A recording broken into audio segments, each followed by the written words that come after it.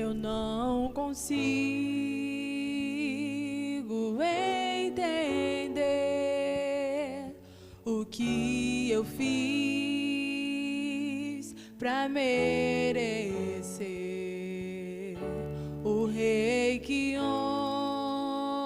homem se tornou e os meus pecados suportou.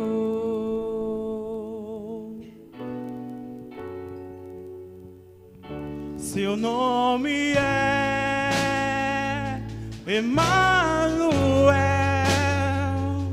o Rei dos Reis é o Senhor. Num gesto simples de amor, no jumentil triunfou. Bendito é o Rei que vem em nome do Senhor. Toda a terra canta ao Messias. A morte não pôde deter, o sangue derramado foi. Ao terceiro dia ressuscitou.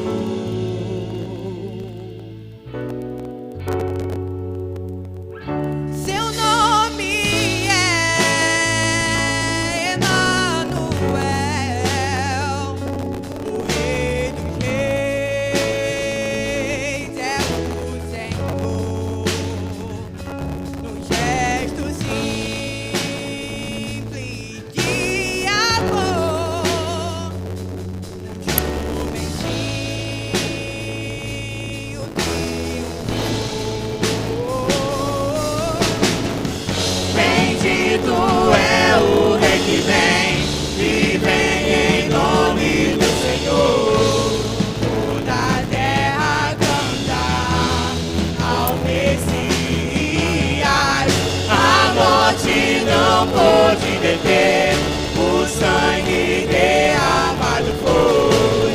Ao terceiro dia ressuscitou.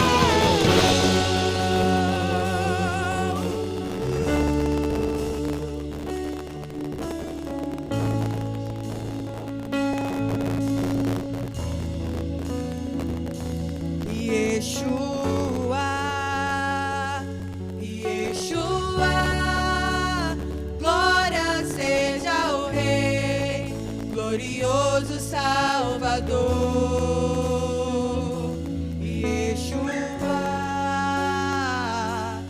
Yeshua, glória seja o Rei, glorioso Salvador.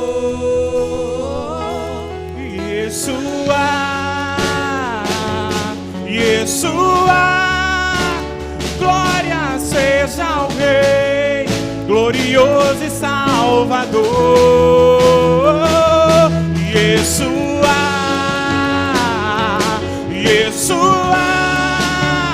glória seja ao Rei, glorioso e Salvador.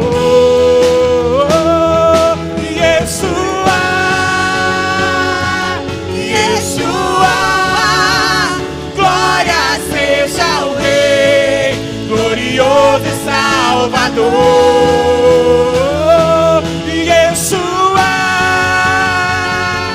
Yeshua, glória seja ao Rei, glorioso e Salvador. Bendito é o Rei que vem em nome do Senhor. Toda a terra canta ao Messias.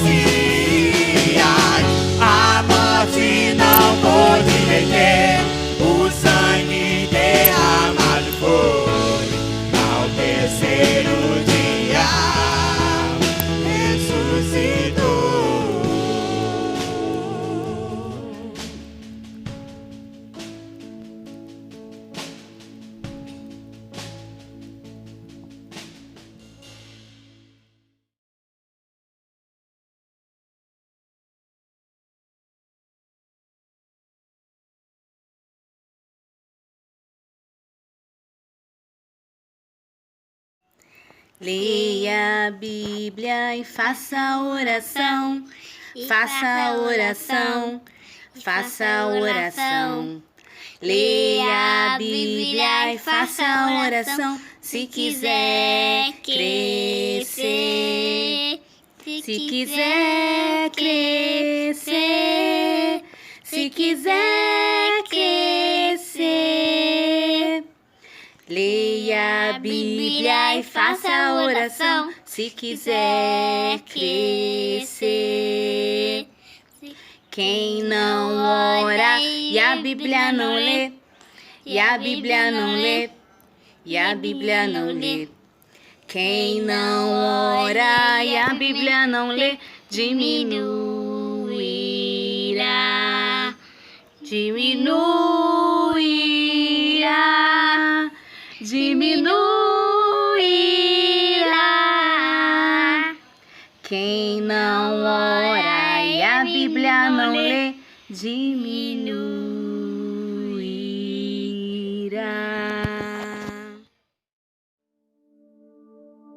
Olá, amada igreja, que a graça e a paz de Cristo esteja sobre a sua vida, sobre cada um dos nossos irmãos e irmãs em Cristo, que agora nos ouve, e por aqueles que neste momento, espalhados sobre a face da terra, estão ligados na palavra, na meditação dela, certos de que estão obedecendo a palavra, não buscando invenções no Evangelho. O Evangelho não precisa de invenções. A maior dinâmica em que nós possamos ter no Evangelho é ter aquela resiliência de estar realmente no propósito de fazer valer a nossa fé. Porque sem fé é impossível agradar ao Senhor. E estamos aí numa lição que fala muito em nossas vidas sobre a adversidade. E a adversidade, ela traz maturidade.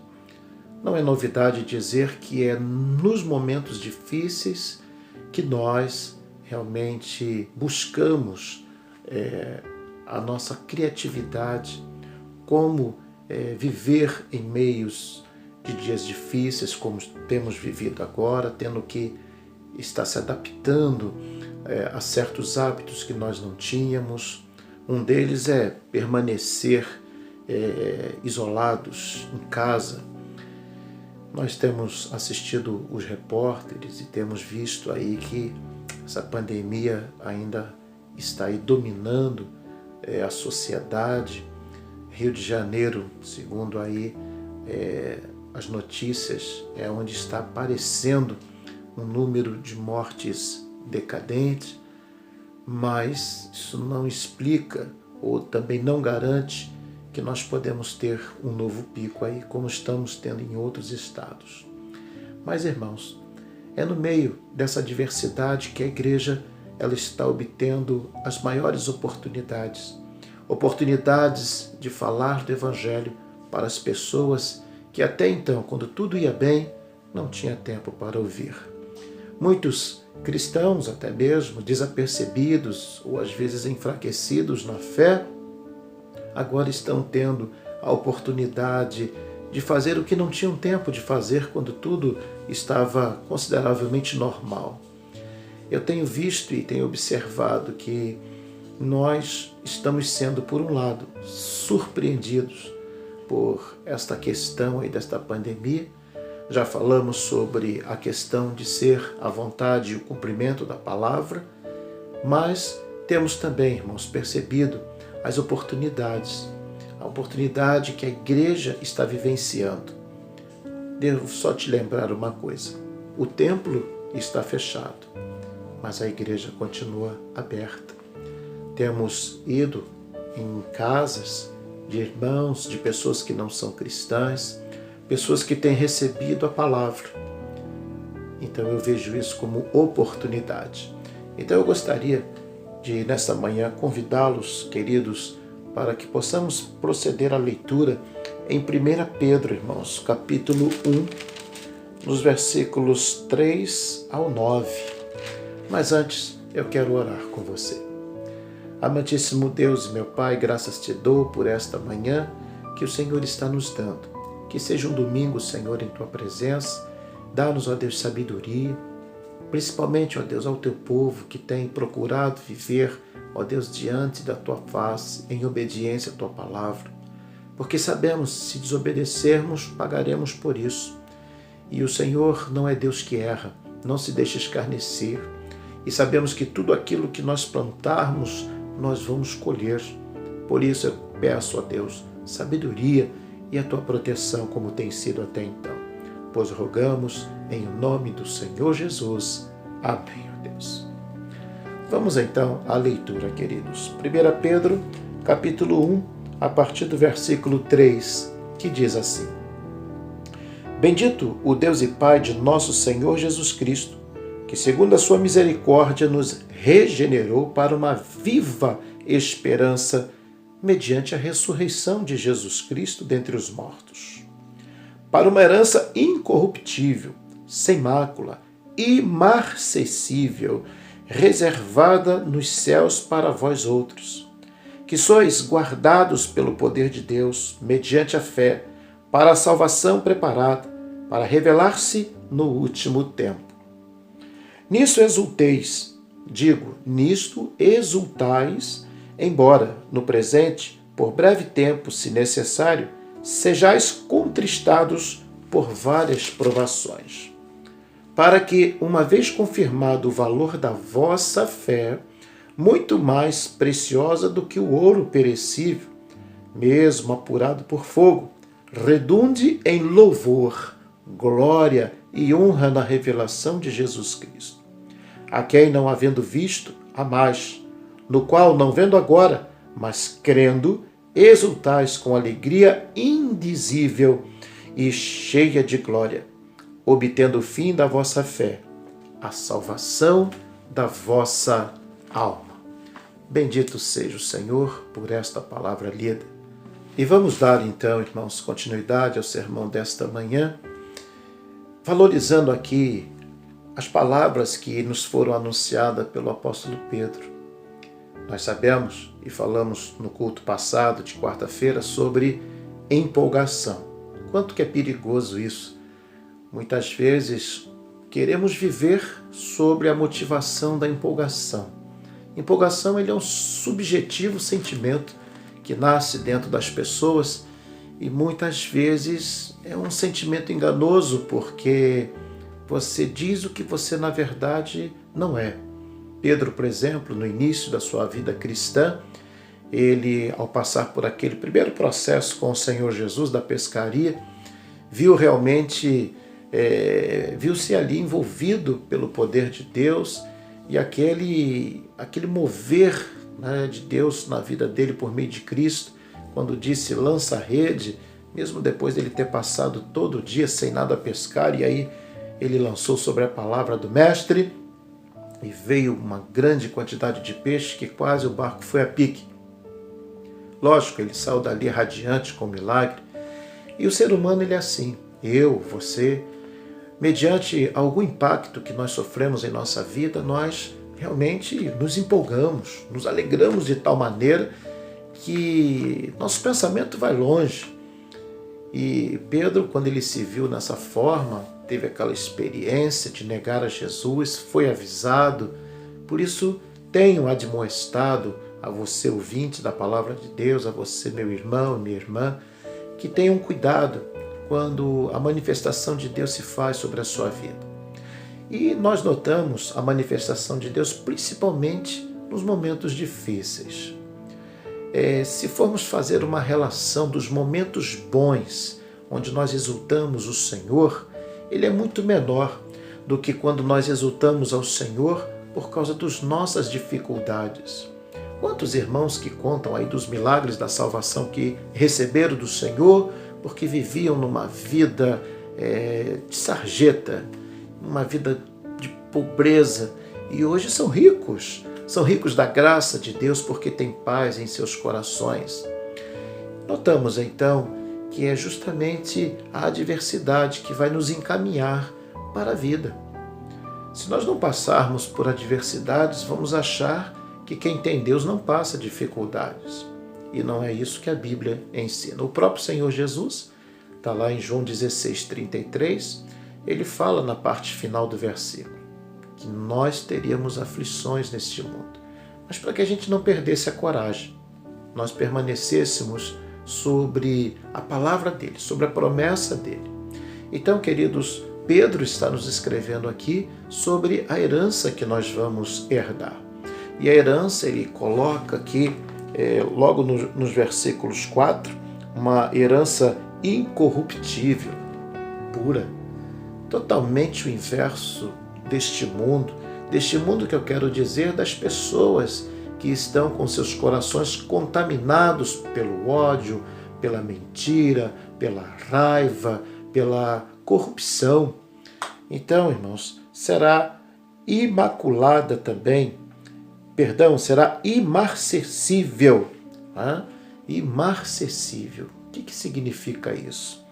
Será sem mácula, será reservada nos céus para vós outros, que sois guardado pelo poder de Deus mediante a fé para a salvação, preparada para revelar-se no último tempo.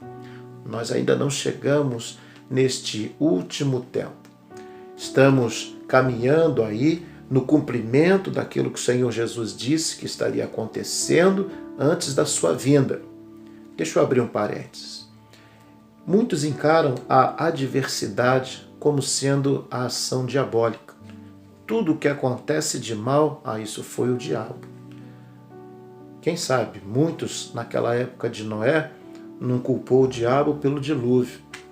Quem sabe, muitos na época quando viram Sadraque, Mesaque e Abednego sendo colocados lá no forno quente, aumentado 7 vezes mais porque não se prostraram diante da estátua de Nabucodonosor, quem sabe não disseram que ali foi uma ação do diabo. Quem sabe você está passando um momento de adversidade e você está aí repreendendo o diabo, mas que na verdade é o Senhor que está colocando isso sobre a sua vida. Quantos não disseram na aprovação de Jó, por exemplo, que ele não estava vivendo em pecado? Os próprios amigos dele, o Elifaz, o Bildade, Zofar, acusaram-no de estar pecando. Ora, você pecou, por isso que você está passando tudo isso. Perdeu os filhos, perdeu a fazenda, perdeu os gados. Nós temos esse hábito, irmãos. Nós tomamos conceitos e preconceitos antes de conhecermos a causa. E, na verdade, sabemos que foi o Senhor que permitiu tudo aquilo na vida de Jó. Como é que é a sua análise hoje sobre a perspectiva da vida? E eu não sou contra, ser feliz, se alegrar, querer ter um culto dinâmico. Isso tudo deve fazer parte da vida do cristão. Mas qual é a realidade que vai dentro do seu coração? Porque a vida não é só mar de rosas. A vida tem os espinhos, tem os temporais, tem os momentos difíceis. E o que você faz quando os seus momentos são difíceis? Você diz que é o diabo ou você não quer perceber que Deus está falando? Essa é uma diferença que você precisa amadurecer no seu coração. Quero destacar então essa palavra imarcessível. É algo, segundo a origem da palavra, que não murcha. A planta que não murcha. Mas no sentido que está aqui, é um sentido figurado, é algo que não tem fim. Então está se referindo à nossa eternidade com o Senhor. Imarcessível, sem fim. Assim como Deus é alguém que não foi criado, não teve início e nem fim. Por quê? Porque é eterno. Então a ideia aqui de imarcessível, essa herança, ela será eternamente duradoura, nunca murchará. E é assim que deve ser também a nossa fé. Precisamos lutar para que a nossa fé não venha a murchar. Precisamos perseverar, irmãos, para que a gente não permita que a corrupção tome conta dos nossos corações. Fazer o que fizeram os nicolaítas, aborrecendo assim ao Senhor. Está escrito lá em Apocalipse, a carta aos Efésios, quando o Senhor aborrece a doutrina dos nicolaítas. Eles que eram realmente pessoas aprazíveis. Eles conquistavam as pessoas, eram atraentes, simpáticos, porém desviava a verdade, colocava a injustiça no lugar da justiça. Paulo profere isso também em Romanos 1, a partir do verso 18. Nós vamos olhar ali sobre a questão da homossexualidade, por exemplo, da onde é que ela se origina. Veio de Deus, não veio do diabo não, meu irmão. Eu ouço as pessoas falarem assim, isso aí foi o diabo e tal, mas Deus permitiu certas coisas. Ora, quando eu falo que a homossexualidade foi algo que foi colocação de Deus, é só você lá ver os relatos que Paulo faz, por exemplo, em Romanos 1, de 18 em diante. A desobediência levou Deus a conduzir os desobedientes dessa forma. Não dá para lutar contra Deus. Eu vejo crentes chateados com suas lideranças, se afastam da igreja, outros se afastam por vergonha, outros se afastam por algum motivo que ele não está concordando, mas ele mesmo não se ajoelha e não pede a Deus, Senhor, dai-me sabedoria, estou vivendo um tempo de adversidade e eu quero aprender com esse tempo. Posso te dizer uma coisa, meu irmão e minha irmã, é o momento em que nós mais aprendemos a santificar nossas vidas, quando as lutas vêm. Jonas aprendeu com a adversidade da fuga. Olha o que ele passou. E outros que aprenderam por causa da desobediência, que não deveriam de desobedecer mais. Pedro foi um desses, empolgadíssimo, mas nunca obedecia direito à palavra, até que chegou o momento, após ter negado o Senhor Jesus, a sua conversão. Pedro demorou a se converter.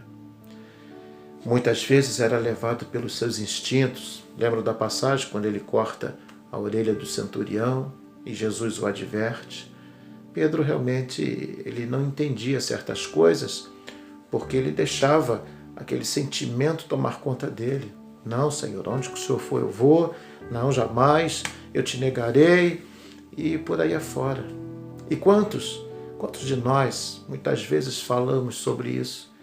Falamos que não vamos fazer, não vamos deixar passar, vamos passar um ano na presença de Deus, vou estudar a Bíblia. E quantos não conseguem estudar? E quantos que quando chegam diante da realidade dos fatos não conseguem, aí eles caem em si, Senhor, eu não pensava que fosse tão difícil. Por isso que eu não sou muito a favor da empolgação. Vamos ser felizes sim, mas vamos ter os pés no chão e entender que a adversidade ela não vem para nos destruir, ela vem para reforçar a nossa fé. Querido, se tem algo que melhora a nossa convivência com o Senhor, é quando nós caímos no momento da necessidade. Vê lá o exemplo bíblico do filho pródigo. Quando é que foi que ele chegou no momento em que ele disse assim, poxa, quanto jornaleiros de meu pai têm abundância de pão e eu estou aqui perecendo de fome. Quando é que foi que ele caiu? Ele precisou sair de casa, pegar a parte que lhe cabia com seu pai, antecipadamente até, saiu e aí desperdiçou tudo, esbanjou tudo. Daí a palavra pródigo, que significa esbanjador. Esbanjou até acabar o dinheiro. Ele não pensou. Ele não acreditava que o dinheiro ia acabar. E a empolgação é assim mesmo. A empolgação ela toma conta e você vai fazendo as coisas motivados pela empolgação. Mas como cristãos, nós precisamos fazer valer a nossa fé. É isso que precisa ser realmente evidenciado. E olha, biblicamente nós aprendemos que quem tem fé, irmãos, tem postura. Não fica afastado da realidade de Deus, não aceita heresias, mas permanece ali, humilde, sincero, permanece ali, não permitindo a corrupção em seu coração, ou seja, que a mentira tome o lugar da verdade. E assim nós vamos sendo agraciados pelo Senhor.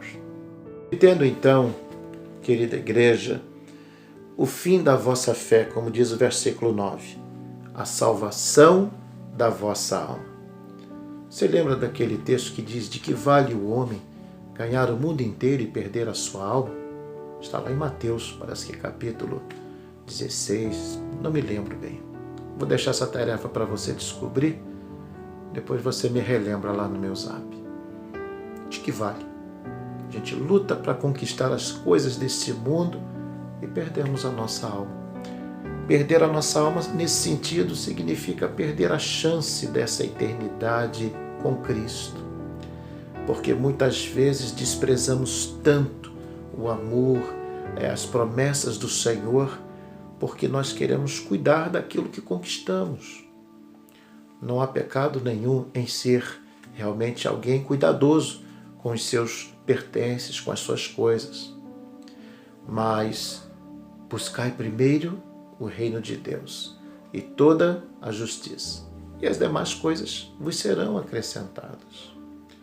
Sabe, se hoje você vive na adversidade, disse lá o salmista, olha, a ira de Deus dura só por um momento, o choro pode durar toda uma noite, mas a alegria vem pelo amanhecer. Seja você alguém graduado ou pós-graduado, seja você doutor, seja você humilde que não tem estudo, seja você quem for. Mas se você entender que Cristo é tudo, sobre todas as coisas de nossas vidas, a adversidade ela não vai ser suficiente para nos afastar do Senhor. Paulo, por exemplo, lá em Romanos, capítulo 8, de 31 em diante, vai haver ali um versículo que ele diz: nem mesmo a morte nos poderá separar do amor de Cristo. E o versículo 31, se Deus é por nós, quem será contra nós? Então, neste mundo vil que nós estamos vivendo, a Bíblia diz que o mundo jaz do maligno. O mundo não é o planeta, o mundo são as pessoas que estão aqui. As pessoas, como você está vendo aí, por um lado, por exemplo, essa pandemia, quando se pede isolamento e as pessoas querem aglomerar. Interessante, as pessoas querem se aglomerar muito mais agora, mas antes, quando podiam, não queriam se aglomerar. Não sei, é um fato humano isso. Só Deus para explicar. Mas eu quero pedir a você, meu irmão, minha irmã, você que é membro da Igreja Batista em Rancho Fundo, nós estamos num momento de adversidade, mas é nesse momento que nós vamos encontrar muitas oportunidades. Você vai ter a oportunidade de dar o bom testemunho ao seu amigo aí, ao seu vizinho. Você vai ter a oportunidade de levar pão para quem tem fome. Você vai ter a oportunidade de pregar o Evangelho, orando com essas famílias, ajudando. E você vai ver que mesmo sem nada, ainda que você não tenha nada, mas ajudando a muitas pessoas. E aí nós vamos entender o que Paulo ele falou a respeito disso. Quando a graça do Senhor está sobre nossa vida, meu irmão, nós não precisamos ter dinheiro para ajudar alguém. Quando a graça do Senhor está sobre nossa vida, irmãos, é uma vontade que não dá para dizer, ou seja, é uma coisa indizível. Nós vimos aí esse termo aí num dos versículos, né, que estava aí na palavra do Senhor que nós lemos em 1 Pedro, né, no capítulo 1. É algo indizível. Por que indizível, irmãos? É algo fora do comum. A graça de Deus não dá para você dizer o que ela é, ok? É uma coisa, está lá no versículo 8, né? Não havendo visto a mais, no qual não vendo agora, mas crendo, exultais com alegria indizível, uma alegria fora do comum.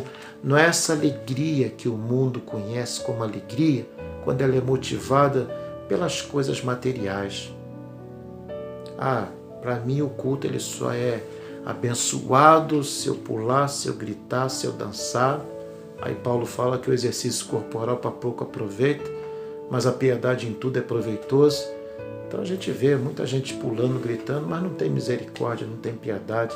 Então vamos trazer à consciência, irmãos, o verdadeiro evangelho, para que a gente realmente, quando pular e quando se alegrar, se for o caso, a gente faça isso pelo Espírito Santo de Deus e não motivado pela vontade da carne. Vamos tornar realmente o evangelho algo indizível, que é fora do comum. Não dá para se dizer com palavras humanas. Vamos ser imarcessíveis em nossa vontade de servir ao Senhor? Ou seja, não vamos deixar que a nossa esperança murche, acabe por causa dos problemas, ou então que os ventos, aqueles ventos que perturbou a Pedro quando ele saiu do barco, lembra de quarta-feira, e foi ao encontro de Jesus? Foi onde até eu falei que é fácil andar Jesus com o nome do Senhor Jesus no peito. O difícil é ter peito para andar com Jesus. Então, irmãos, vamos fazer valer a nossa fé. É dom de Deus e nós podemos obter isso através da obediência. E nós, quando conseguimos a fé, irmãos, a adversidade ela virá, mas nós vamos encará-la de frente, com humildade, com perseverança, sabendo o momento de calar, sabendo o momento de chorar. Está lá em Eclesiastes, há momento para todas as coisas. E nós, com fé, vamos entender muito bem isso e vamos conseguir passar por todos esses vendavais temporais, lembrando lá dos 2 fundamentos que o Senhor Jesus estava ensinando. Aquele homem sensato é o que faz, é o que constrói a sua casa sobre a rocha. Olha aí, fundação sólida, resistente. Então o temporal vai bater e não vai derrubar. Então você é edifício de Deus. Pedro também chega a dizer isso. Você, eu, nós que confiamos no Senhor, então a partir daí nos tornamos um edifício construído pelo Senhor. Paulo prega sobre isso lá em Coríntios, que o nosso corpo aí, ele é templo do Espírito Santo. Então vamos fazer isso valer, queridos. E que Deus te abençoe nesta manhã e que a graça redentora de Cristo te ajude. Te ajude no momento da sua adversidade, como tem ajudado na minha. Ninguém aqui é de ferro, ninguém é super-homem. Por isso, nós somos dependentes da graça do Senhor Jesus. Eu desejo para você um ótimo domingo e estudamos aí sobre a adversidade traz maturidade. E traz mesmo, porque a adversidade ela faz a gente pensar nas nossas escolhas, naquilo que fizemos entre o certo e o errado. Nada melhor do que a adversidade para nos causar um impacto. Porque enquanto estamos ali empolgados, aí é um perigo. A probabilidade de cairmos é muito grande. Andemos em espírito, irmãos. Quem anda em espírito não fica empolgado, fica consciente, com aquela alegria indizível, porque ela é fora do comum. Ela não se explica como se explica a alegria aí do mundo. Ela é algo inexplicável. Por isso que quando estamos possuídos desta alegria, realmente nós vamos ser também imarcessíveis, porque não vamos murchar ali a vontade de continuar na presença do Senhor. Deus te abençoe. Vamos orar. Obrigado a Deus por esta manhã e que a tua graça e as tuas misericórdias continuem sobre a tua igreja, sobre o teu povo. E eu peço perdão pelas minhas faltas, ó Deus. Dá-me sabedoria diante das adversidades, assim como também ao teu povo. Quero te agradecer, Senhor, por aqueles teus servos e tuas servas que têm se colocado, ó Deus, de uma forma fiel ao Senhor. Por isso a tua igreja tem subsistido a esses momentos difíceis. Irmãos, ó Deus, que são fiéis na palavra, no trato, nos dízimos, nas ofertas, nas contribuições, na cooperação, na compreensão, no amor fraternal. Obrigado por podermos ver isso ali, Senhor, na tua igreja. Quero rogar, Senhor, por aqueles que estão desapercebidos ou até mesmo somente empolgados, deixando o Senhor se corromper com as coisas deste mundo que parecem ser boas, que trazem até mesmo prazer à carne, mas que no final não há raiz sobre a tua palavra, é uma construção sobre areia, e quando a tempestade vem, é onde eles não resistem e se afastam da tua igreja. Eu quero rogar, ó Deus, por tuas misericórdias, em nome do Senhor Jesus. Amém. Tenham todos um domingo na presença do Senhor Jesus.